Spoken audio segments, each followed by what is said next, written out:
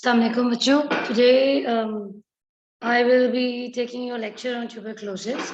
It is really nice to see your own class, third year into the next class, fourth year, and I am very pleased to teach you tuberculosis according to the fourth year course. As all of you know, tuberculosis is an infectious disease, and it's basically a chronic, specific inflammatory infectious disease, and it is caused by Mycobacterium tuberculosis in the humans, and usually attacks the lungs, but it can also affect any part of the body. According to the history, it was firstly found in 80s, mid 80s, and it was believed that tuberculosis is hereditary. It is not infectious, but it is hereditary, and it runs in the family. But later on, they know that it's contagious. In 1865, and in 1882, the Robert Koch was the main person who diagnosed and discovered the Mycobacterium bacteria that causes tuberculosis. You all know about the Ronan classification of atypical mycobacterium, as we have already discussed it in the third year.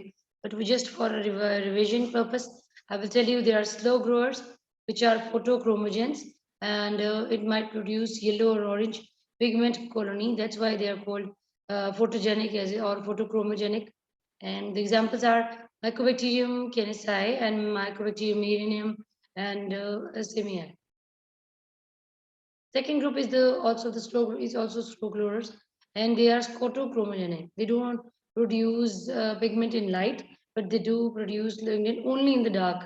So these are the other types, the like Gordonii and Zulgai and Sacrophyllum. Third group is also slow growers, but they are non-photochromogenic. Like they don't produce pigment even in the dark or even in the light, and or maybe produce a little, but that is not remarkable, or that you can mention it in the diagnosis. Irrespective of the presence of absence of the light, so it might be you will see that there is no pigment production, and Mycobacterium avium is an example of it. The fourth group is a fast grower. It grows in 3 to 5 days, and these are Fortium and Coloni and the abscesses. So, Coloni is a typical atypical fast grower, and Mycobacteria that is a rare cause of human infection. This bacteria is usually cause other than humans, infection other than humans, other living things. This is a small summary of the same classification. As you see, there's Mycobacterium tuberculosis complex, which includes the tuberculosis, bovis, and micropodi. The atypical ones, these are in on group 1, 2, 3, and 4. And the other most important after tuberculosis is Mycobacterium leprae. What are the risk factors? These are low socioeconomic status and crowded living conditions. As I told you before in the third year when we discussed the tuberculosis, that all the small areas where more people are residing, like in poor patients or in the army barracks or in the hostels, these all are the crowded living conditions, which results in the spread of the disease. If one is getting tuberculosis, it can easily be spread to the other people living around him or her. Diseases that weakens the immune system, like HIV or any cancer or any surgery for which you have taken anti-suppressant drugs for the long time period of time, and persons on immunosuppressants like steroids, healthcare workers which are already and always exposed to these contagious diseases, and the migration from a country with a higher number of cases, or migration to a country with a high number of cases, like people coming into the Pakistan because TB is very common in Pakistan, so they are high risk patients. Then alcoholism, because alcoholism weakens your pulmonary system and your endothelial system, so that's why. And the recent tubercular infection, like the patient get tuberculosis 2 years back, he or she get treated for 6 or 9 months, and he was fine. But after 2 years, he get encountered with the strong infectious, contagious patient again. So they are most likely to take the infection from that patient. The important sites for the TB, most important site is pulmonary tuberculosis, and that is 85% of all the TB cases are usually pulmonary. The extrapulmonary sites, like other 15%, is lymph nodes, is genitourinary tract, it's bone and joints, it can be meninges or it can be intestines and skin. Now, usually what happens is because it's 85% of pulmonary, so we skip this diagnosis or this possibility that the patient might have the tubercular disease in the intestines or in the bones. Now, I have seen and I have discussed this in the past as well, I guess last year when I was discussing tuberculosis, that once when I was in house job, there was a patient, he came with the bone pains. We did everything for him. We did for TB skeleton scan, vitamin D scan. We go for all the detailed, surgical intervention, surgical diagnostic interventions for getting out the carcinoma from there. There might be some carcinoma in the bone, but we will fail to find anything. And then what was there was tuberculous appearance of the bones. And it was when they did the biopsy, there was glomeruli of the TB in the bone. And at the end, we were really surprised at why we didn't think about it before. Because theoretically, it is there that might causes bone or joint tuberculosis. So you should never skip the least possibilities as well. And as I told you in many lectures before, that you might come across many times that you were going for the bad or the worst condition, and you were skipping the easy and commonest getting condition or contagious disease like tuberculosis. So we should start with the most likely possibility and most benign possibility. First, rule out the benign one, and then we move to the malignant or the cancerous conditions. Now, this is how the tuberculosis bug is spread. If you remember the precautions, I told you that the way of transmission is droplet infection, and we should take the droplet precautions whenever we are around any patient of tuberculosis. So these are from sneezing and coughing or from the other patient. A number of drugs, it depends that how much is the quantity of the bug is there, so that we should know that whether this quantity is enough to cause infection in the other patient or not. But we should take care of that by taking the droplet precautions. Yeah, airborne precautions. This is also a small summary that it is what is TB. Basically, it is a disease which is a contagious disease which is caused by Mycobacterium tuberculosis, and it is a treatable disease. It can be cured by antibiotics. How it spreads through the cough or sneezing, and it is because of the droplets which are produced during coughing and sneezing. It does not spread by sharing clothes. It does because it's not the contact kind of transmission. It does not sharing by utensils. Same, no contact, no fecal route, and it is not spread through the sexual activities like kissing or hugging or anything. This is only spread by droplet infection. This is the same that transmitted mainly by the droplet infections and coughing, generating large number of droplets, and these droplets contains the bacteria in it, which causes this contagious disease to be spread. In the early phases, when the tuberculosis was newly known, at that time they think that spitting might cause or spread the disease. So they make this kind of a poster, and they in the Virginia area they spread this poster all around to do not spit yourself and ask others to stop, so that it should not be spreaded. Later on, they knew that sneezing and coughing droplets are more important because pulmonary disease is there. So that's why they said that you should take the precautions which are droplets. Before they think that early in the investigations, they think that might be spread by spitting, by your saliva. But later on, they know that it's not by saliva, it's only by the droplet infections.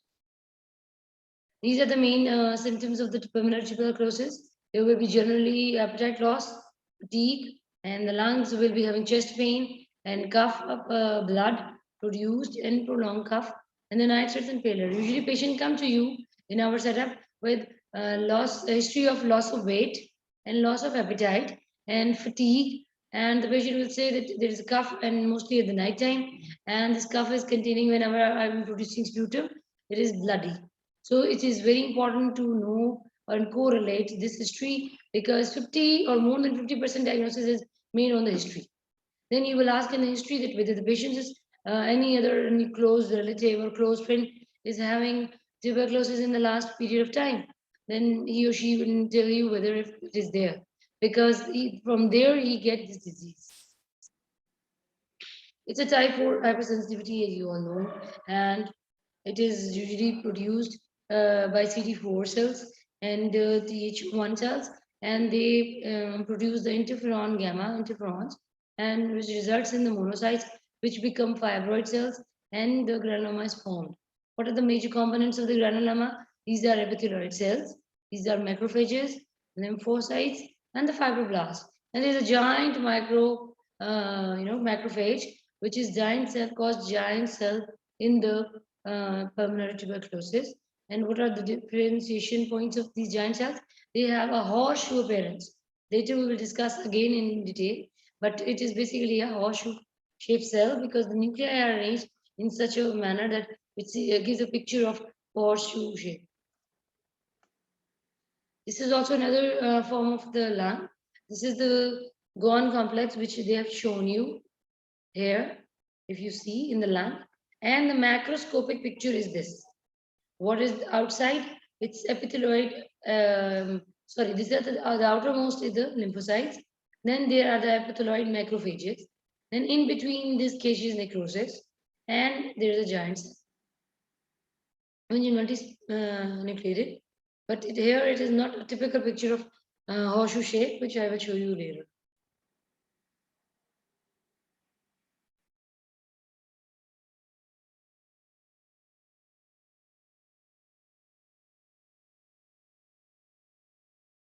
Okay, this is also a very well-known picture because we have discussed it in the earlier lecture. What happened is that the mycobacteriums enter your body through the respiratory system. Then they get attached to the macrophage mannose receptor by the mannose capped glycolipid part of the bacteria. And then what happened is inside the macrophage they get entered, and then they form the endosomal manipulation by maturing arrest and by lacking of acidic pH and by infective phagocytomes formation. So this alveolar macrophage will become unchecked source or a store of mycobacterium with the multiple seeding in it at different sites. This is also the same. And what happened is in the primary infection, this is what is happening in the acute phase, like in first 2 3 weeks. After that, what will happen is alveolar macrophages will convert T cells and there is Th hormone present. Here, the hypersensitivity will be present. So the tuberculin test will be positive. And then what happens is that activated macrophages will increase the bactericidal activity by immunity, and the epithelioid granuloma will be formed. And those important cells which were highly cellular in the acute phase will become chronic or the caseating necrosis in between the center. And then you will having epithelioid cells and the T lymphocytes outside, along with some giant cells as well. Now, what will happen? There is an early region in which the scar is formed, and that scar is basically the Ghon focus or Ghon complex. And then later, what happens is that caseations occur. After this, either it becomes or it went to the latent state, or it will become progressive and it will cause miliary TB. Whenever the seeds of the tuberculous bag are different sites outside the pulmonary system, they are called miliary tuberculosis. And the most common organs of the body which get this infection through miliary transmission or spread are liver and the spleen. Localized caseation might cause scar formation, or there is caseation and there is cessation of this caseation in kidneys as well. And the progressive secondary tuberculosis will also be resultant in the miliary tuberculosis, which is the spermatogenous spread of the disease to the other organisms. This is a gross picture of Ghon complex. If you see, this is the Ghon focus, which is the main infective part of the lung. This one also.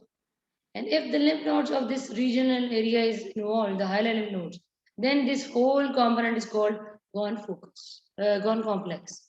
These small yellow inflamed parts are gone focus, and this whole part, along with the hyaline lymph nodes involvement, is called Gone complex. As I told you, it's the Gone focus is a small area and about 1 to 3 centimeters in the diameter, while in the subpleural locations, and it usually occurs in the upper or the apex of the lower lobe. So you should remember it is always up, either in the upper lobe or in the apex of the lower lobe. Even if it is in the lower lab, it will be on the top of that region, because that is closer to the major bronchi.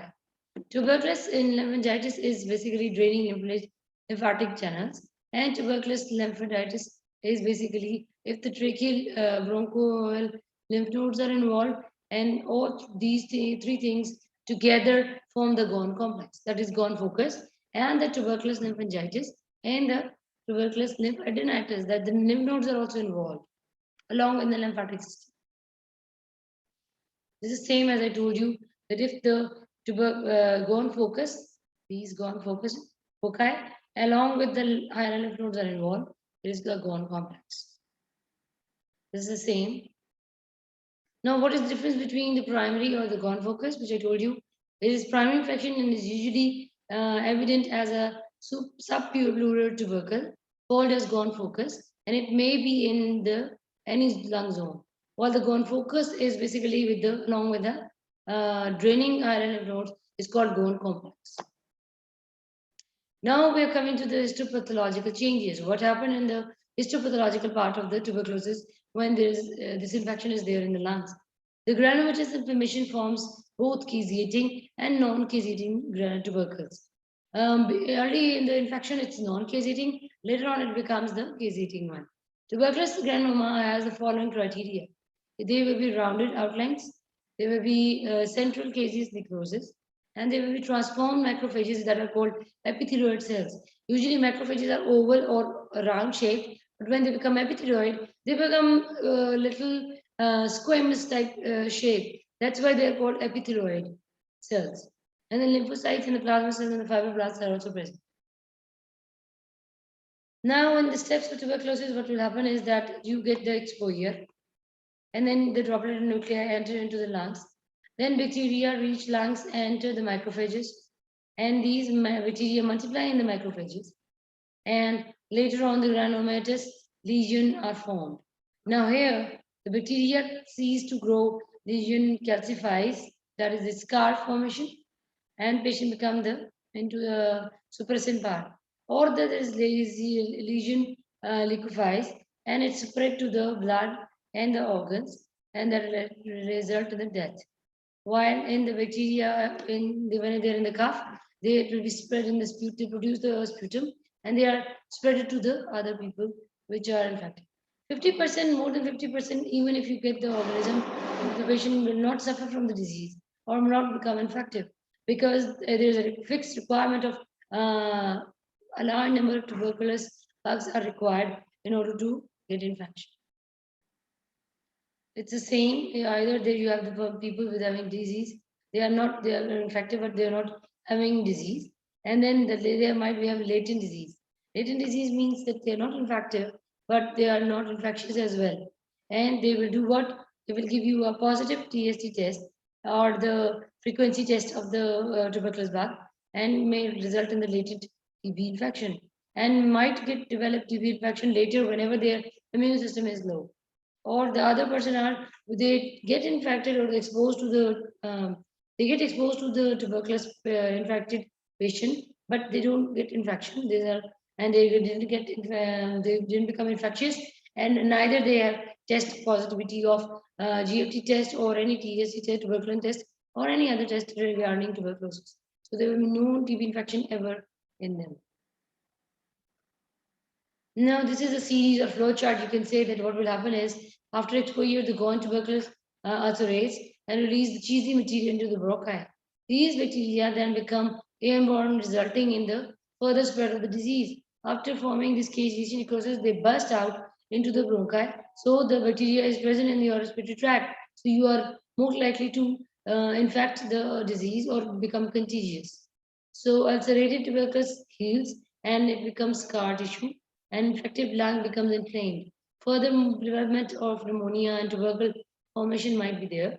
And then unless the process is asserted, it spreads downward to the hilum of the lung and later extend to the adjacent lobes, from one lobe to the other lobes of the lungs. Same lung and then the other lung might get involved. There is initial infections of the primary infection, that is, then the entry of the microorganism through the droplet nuclei, and these bacteria are transmitted to the alveoli throughout the airway, and deposition and multiplication of the bacteria occurs. Then what happens is that the bacilli are also transported to the other parts of the body through bloodstream and lymph nodes, and hence the inflammation is there. If you see this is the latent stage where the bone complex was formed. Then there is a tuberculous cavity. Now here, this cavity will do what? They will multiply the organism in this. And the whole lung will be full of your tuberculous bugs. From here, they get infectious by bloodstreams and the other organs are involved. That's why they're called miliary tuberculosis. This is the same. This is which high risk we have already discussed. And patients with a prior history, HIV infected patients, very young and very old patients, and drug abusers, because drug abusers are usually HIV positive, so they correlate directly to the drug abusers. Otherwise, drug abusers are not going to get the tuberculosis infection through exchanging the same syringes or through having anything called through contact precautions. It is only through respiratory. But these drug abusers usually are HIV positive, so their immune system is low. That's why they are more prone to get the tuberculosis. Then what is the difference between the latent tuberculosis infection and the TB disease, which is typical of lungs? It is inactive, the latent one is inactive and contain tubercle bacilli in the body, while active one multiply tubercle bacilli in the body. Then TST or the tuberculin test or the blood test results usually positive in the latent tuberculosis, while in active disease, they usually positive but might not be positive. The chest X-ray is normal in the latent tuberculosis infections, while they are usually abnormal in the tuberculosis active disease. Sputum smears and the culture negatives, while they are positive in the active disease. There's no symptoms, no infection, while there are symptoms like cough with blood in it and fever, loss of appetite, loss of weight. An history of low-grade fever from last more than 2 to 3 weeks. And there's not a case of TB. The latent tubercular infection is not, the patient is not having any case of TB, while the TB disease is a case of proper mycobacterium tuberculosis infection. This is also another one description how I told you that there is accumulation of the bacteria first. Here, this is the accumulation of bacteria first. And when this cavity is more filled with lots of number of tuberculi, it bursts out and the bronchi in the bronchial wall. And this is how we spread the disease in the respiratory system. This is the 3 stages of your renoma. In the first one, it's highly vascularized and there are lots and lots of cells. Later on, it becomes necrotic, and then there's a loss of vascularization, but the more is caseation. This is the caseation or caseum, the part of the renoma which is containing the caseous necrosis, and it is cheesy looking. And later on, when it is full of this caseum is full of bugs, it bursts out in the respiratory system. And there, this is the airway, this blue one, you see here. The arrow is not that much vigilant in this one. This one. If you see this blue one is the respiratory hole where the air is there. So from here, when this caseous necrosis bursts out with lots of mycobacterium in it, the patient is infectious and it spreads the disease through and through to the respiratory droplets infection. Now, this is the cavitatory disease, which is containing a cavity. If you see, it's a very prominent appearance over here in the apex of the upper lobe of the lung. It is full of, this is the cavity. Now, whenever this type of chest come on the site of pulmonologist or any doctor or any physician, he might be thinking of many things. It can be a cavity with some pus in it, like simple pneumonia, pus, or it can be a cavity filled with any cancerous material, or it can be a cyst. There are so multiple things can come in this cavity, but with the history, if the history is accurate as I told you, the symptoms, major golden symptoms of the patient of tuberculosis, then on the history and the chest X-ray, 80% of diagnosis will be made. Later on, you will go for the further diagnosis of tuberculosis through gene expert or through culture or through AFB staining. Variable wall thickness is there, and there is a level of different air fluid exchange. Now, before going to the next slide, I would like to ask a question, and you have to reply in the chat box. What is the main component? What are the main components of Goan complex? You have to write in the chat box what are the main components of the Goan complex. Once you will start giving me answers, I will move on. Because I want to know whether you people are involved or not.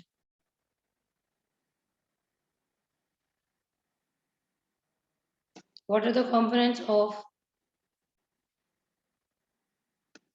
Goan complex?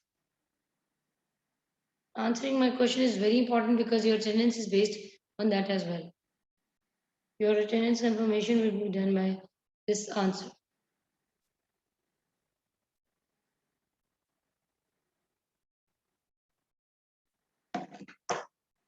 Good. There are a few answers there.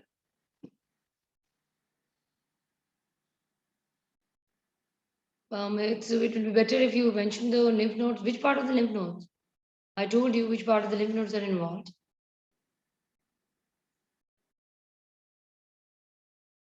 Yes, hilar lymph nodes. Very good, Arish. Keep giving me answers so that I know what are the students, who are the students which are involved. Okay, so this is also the same picture, another description of the same picture.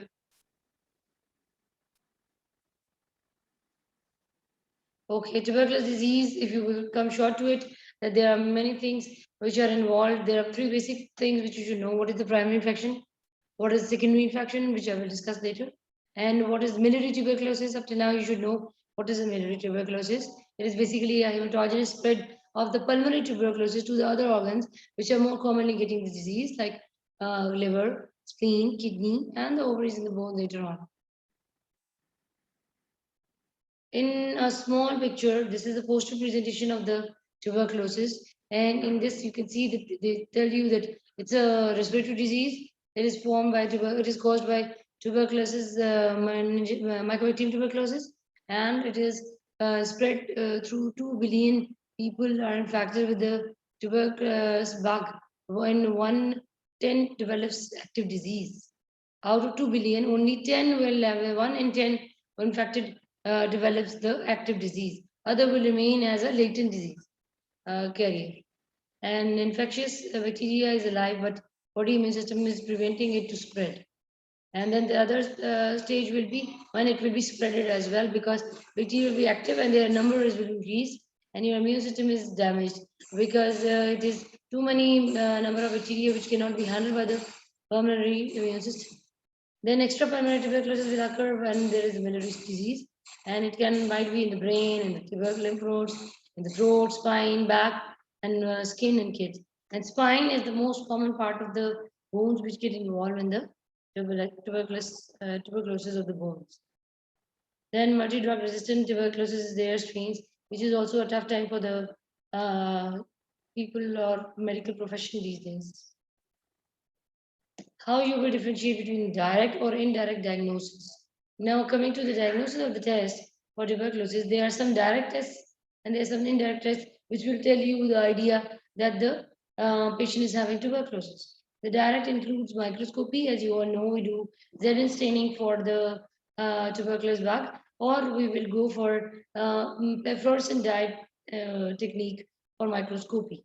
And both are different. In the Zn staining, you know that the background is blue and the bug appears as pink rod, while in the fluorescent microscopy, all the back stage is black only the bugs will appear translucent, yellowish, goldenish color and will be there of the dye.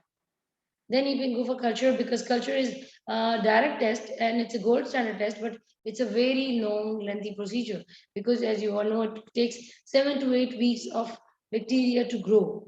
So this is very important. You cannot wait the patient for 8 weeks, and you might start with the indirect test, which will give you a hint of getting tuberculosis positive test in the body of the patient, and you will start with the anti-TT drugs so that the patient will suffer after giving the culture. Molecular nucleic acid techniques, this is very important, and good, the gene expert is one of them, and it will come earlier than the other tests like culture. So it is also a gold standard these days, and people using in the clinics, clinical setups. Then you can detect the antigen detection test. Then you can see the phage-based cases, and you can use the liquid chromatographic test to diagnose the antigen of the bacteria, tuberculosis bacteria. The indirect test includes the tuberculin test, which is very important. It's a clinical based test, and it is done on the first day of the patient coming to the ward or the OPD or an emergency. Then interferon biases can also help in order to see whether the bacteria number is that much that it influences the Th1 cells to produce interferon gamma assays. And then the serological test, as you all know, we can do for ELISA, we can go for PCR. We need to end the TB, and together we can. This is a very good message, and we should avoid spreading it, and we should spread the main education and main system that it can be cured, 100% fully cured, and we should go for the treatment if we got diagnosis at the right time. And in 2014, the medical professionals of the higher level decided to celebrate a day for TB so that we get a reminder every year on 24th of March that the tuberculosis is a curable disease and we should cure it with the proper history taking and proper examination and through public awareness. People should know that your cough and your fever for more than 2 weeks might be a great sign of having tuberculosis, and as early as possible you get the link with the doctor. He or she will start with your treatment and you will be safe, inshallah, and your family will also be safe before getting the disease. So 24th March is the World Tuberculosis Day, and people used to celebrate this by making a people, normal people or layman, a common people of your country, making them rely on that this is a curable disease and making them educated about this. Because 1 lakh 15,000 people die every year from tuberculosis in different parts of third world countries. So it is our responsibility, prime responsibility, to spread this word of cured treatment available of tuberculosis. This is also the same in which you differentiate between the primary and secondary tuberculosis. The primary tuberculosis is no prior to exposure, while in the secondary tuberculosis, there is always a type sensitivity reaction positive, and there is a prior exposure to it as well. So it becomes tuberculosis. Like in before, you were also having this MTTT positive tuberculin test, and then you get the disease onwards. What are the manifestations of tuberculosis? There's calcification, there's granuloma formation, there might be miliary tuberculosis, there might be pericardial effusion, and if you take out this fluid, you will get all the changes which are of any tuberculosis changes, like lymphocytes, like LDH, like more number of lymphocytes will be present. This solution will be more turbid, more thickened. So all these things are the same for the pleural effusion. All these findings will be formed in there, and there will be ratio of glucose is more as compared to the proteins in this fluid analysis. Now, what are the complications of secondary tuberculosis? There might be scarring or calcification. There might be spread into the other disease. There might be pneumothorax due to the rupture of cavernous. There might be pleural fibrosis in addition. There might be acute pleuritic pain and shortness of breath because of lots of pleural tuberculous pleural fluid accomplished against the lungs, and their lungs don't have much space to take out the breath, so it becomes pain when there is a thickening of the fluid is there. Rupture of the cages necrosis might happen, and this may spread into the root cavity and result in the medullary tuberculosis of the next lobe as well as to the other part of the body. If you see, this is also lung, and once you get the tuberculosis, and then next time on the other exposure, you get tuberculosis by reinfection or reactivation. Now, reinfection is what? That you get infected once, but nothing happened, but you have bugs in yourself. You are carrier kind of a person. Next time, when the patient will again expose this patient, which was in the carrier state, will again expose to the tuberculoid patient, then the reinfection will occur. The active reactivation will occur. And this is called reactivation because you have already the cavity and the solid material, but then you get it activated by on exposure. Then there will be caseation, there will be fibrosis, there will be cavity formation, and there will be calcification. Then in the pneumonia and bronchiectasis and emphysema might be there. 50%, 5% of these cases result in the medullary tuberculosis, as I told you before. And if not, in the later stage, they get amyloid deposition or amyloid formation in the lungs. Same, this is the secondary form when you see the multiple foci, tubercle foci or gone foci. See, there are lots and lots and lots of yellowish dots in this lung. So this is the granulomatous tissue and knots of. Then in the lungs, you can see there, this is the cavity, and the cavity is already upside. This is the hyaline lymph nodes alignment, which is present in the hilar part. Then what is the fate? Either there is healing, or there is a spread of infection, or the fibrocaseous tuberculosis will occur from the cavitation, and it will get resistant to the patient. Or difference between primary and secondary, first exposure is important, while in the secondary tuberculosis, first exposure is not important, only the reactivation or reinfection is important.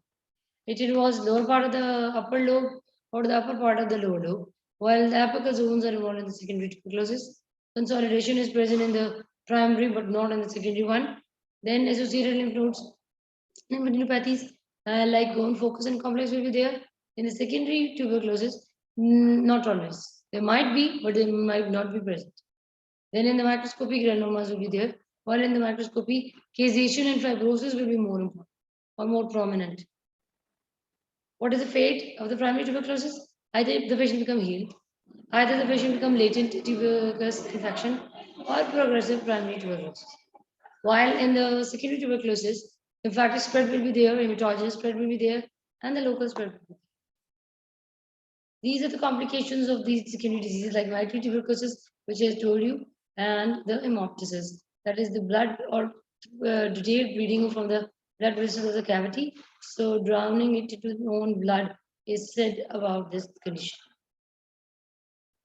Now, this is also another activity disease in the form. It's the same like as tuberculosis and severe tuberculosis. Radiological filter rates will be there, no intensity of the infiltrate will be there, cavitation will be 40%, and the fibrous contagious disease will be, caseous disease will be present. And fibrothorax and tuberculoma might be formed. TB can be prevented and can be treated and be cured, so we should do that. And how you will diagnose? By chest X-ray and appropriate the lab diagnosis test. And same, this is also repeat. This is a micrograph of tuberculosis, and this is from electron microscopy. These kind of bugs are there. Then see this is staining, all the type of staining which is included. This is which I told you that the pink color tuberculoid. You can see these tuberculoid bugs. These are rods. Is there in staining, and these same rods appear golden or orange in the fluorescent dye. As I all told you that you should remember rough, buff, and muff. These three conditions are so supposed for the colony's characteristics. They are buffed like they are coffee brown color. They are rough. They are very, very rough in appearance on the LD medium, and they are also irregular. So they are rough. You are easy, and they are tough because you are unable to take out. Like when the normal bacteria, like Staph aureus, you've seen, if you take the culture plate and you want to take some colony, it's easily taken out by the wire loop. While in the algae medium, it is very difficult to take out these or scratch out these tuberculous bugs, these tuberculous colonies from it. Only the avium is having a different look. They are spuff, but they are very smooth looking and they are not rough kind of colonies. Again, tuberculosis diagnosis culture is the gold standard, but it takes 4 to 6 weeks, so it might be false positive or negative. Molecular methods are more authentic. Nowadays, tuberculosis is diagnosed on the gold standard gene export method, and that is very convenient as less time is required for them. Then this is which I wanted to show you is that this is the horseshoe shaped appearance. This is the histopathological exact H&E dye picture, and this you can see these stoppers are the nuclei of the giant cell of the granoma. Tubercle test, you all know, I will not go into the details, just highlighted points that 5 tubercle units, 0.1 ml are given, and in the intradermal area like this. Only this much part of the dermatology is involved. The dermis layer is involved. You see? And how you will interpret if it is more than 5 millimeters, that means that the patient is highly active, recently in contact with the highly active tuberculosis patient, and or the nodular and fibrostic changes might be present in the X-ray. And in the more than 10 millimeters, it is recent arrivals from the high privileged areas or IV drug users or mycobacterium lab personnel, which is directly in contact with the tuberculous material, and children with less than 4 years old. And in more than 15 millimeter, if a patient with known high risk, then you will see that if there is more than 15 millimeter of this induration, then you might be suspicion of tuberculosis. Then this is also a small summary. What you will do is that mycobacterium tuberculosis will be carried out through your sneezing and coughing, and patient will be weak, lethargic, and fatigued, and having cough production of the blood. And then you will do the PPT, the appraisal, and this reading can be done by 48 to 72 hours. These are the other organisms which are involved: adrenal glands, your bladder, prostate, your adnexi, your genitals in the male as well, and intestine, and the bones, especially the spine, and your pelvis. And then the CNS is also important: liver and spleen, and the peritoneum might get tuberculosis. This is also the symptomatic presentation of the tuberculosis patients. Diagnosis we already have discussed. These type of X-rays you can see in the bed, and we will upload this presentation of mine. Otherwise, if you go to the Google, you can see many kind of. Inshallah, when you will be in the hospital setup, you will find out the patients as well directly and their X-rays. Thank you so much for your listening, and I hope it is clear. If you have any questions, you can ask me now.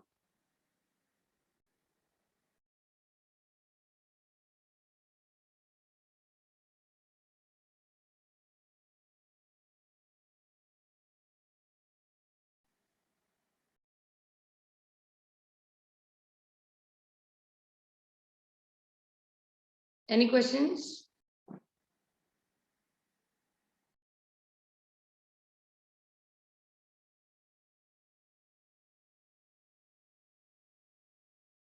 Okay, take care, Pacho, and see you next time, inshallah. Thank you so much.